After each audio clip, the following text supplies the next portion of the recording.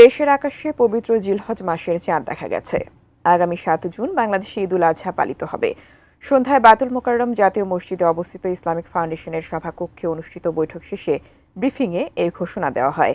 সভায় সভাপতিত্ব করেন ধর্ম উপদেষ্টা আ.ফ.ম. খালিদ হোসেন।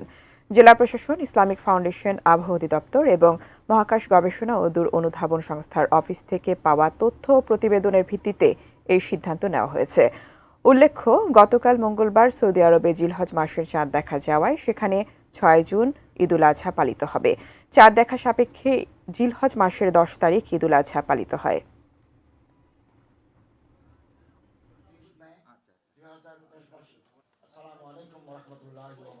বাংলাদেশ আবহাওয়া অধিদপ্তর এবং মহাকাশ গবেষণা ও দূর অনুধাবন প্রতিষ্ঠান হতে প্রাপ্ত তথ্য নিয়ে পর্যালোচনা করে দেখা যায় যে বাংলাদেশের আকাশে পবিত্র জিলহজ মাসের চাঁদ দেখা গিয়েছে। বৃহস্পতিবার থেকে 1446 হিজরি সালের পবিত্র জিলহজ মাস গণনা শুরু হবে।